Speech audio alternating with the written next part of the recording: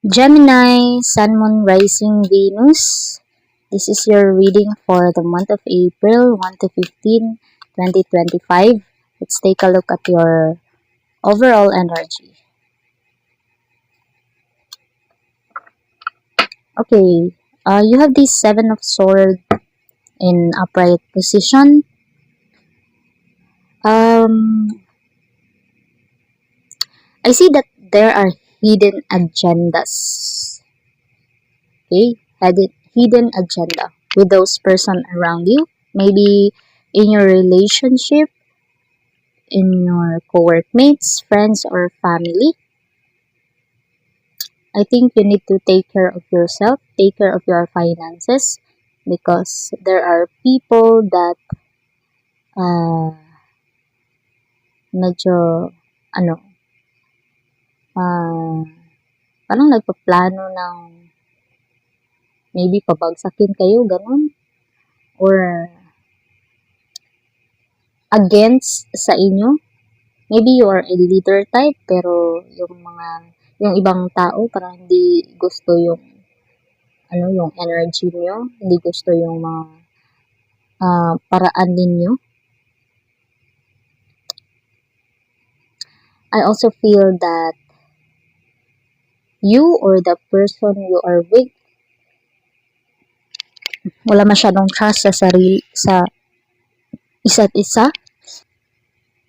May panliling lang na magaganap. May mga sikreto na hindi pa mabubunyag. Parang may mga secrets pero parang hindi nyo pa alam. Ganun. Siguro nag-uusap-usap yung mga tao sa paligid nyo about you pero you don't know. You don't know. Ganun. So let's get another card for clarification.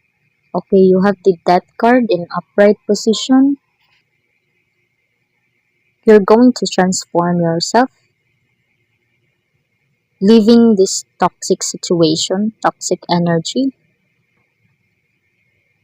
I see that you're going to release this negative energy. Okay, meron kayong transformation na magaganap after this challenging situation. Maybe you feel na they are against you with the Seven of Swords here. Kaya siguro napifeel nyo na it's time to change your energy, change your career, change everything. Siguro malalaman nyo yung mga secret at the end of the week.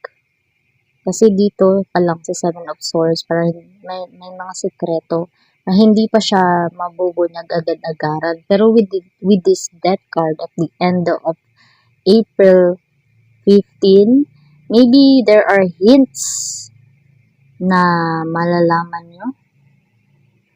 So let's get another card for clarification. Okay. Why is it my Death card here?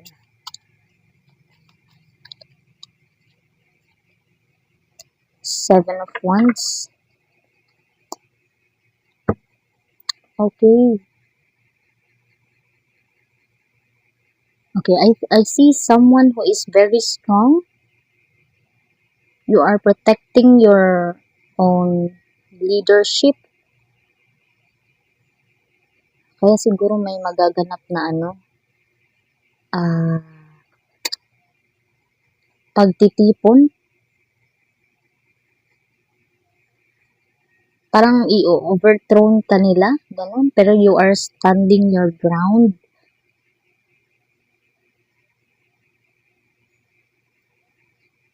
You're standing your ground, you're defending your relationship or your career. Siguro yung pagpupulong nila dito with those secrets is to overthrow you in your career, in your position, or maybe your person is planning to betray you, cheating. something like that with the Seven of Swords. At saka malalaman nyo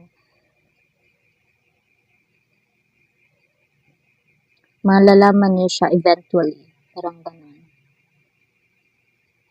Because they're going to attack you and you're going to defend yourself. Parang ganun.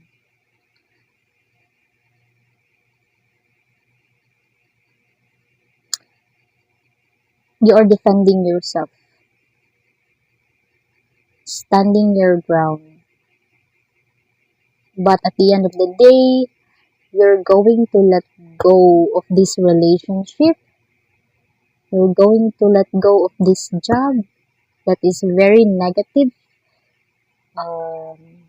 very toxic environment dito with the Seven of Swords and Seven of Wands. So, at the end of the week, malalampasan nyo din itong very challenging situation na to, whether it's in a relationship or in your career. Malalampasan nyo siya kasi meron kayong death card here at the end of the week. Meron transformation na magaganap, changing your career, changing your relationship, renewal of energy, releasing all those negative energy, toxic situation. Okay? Gemini?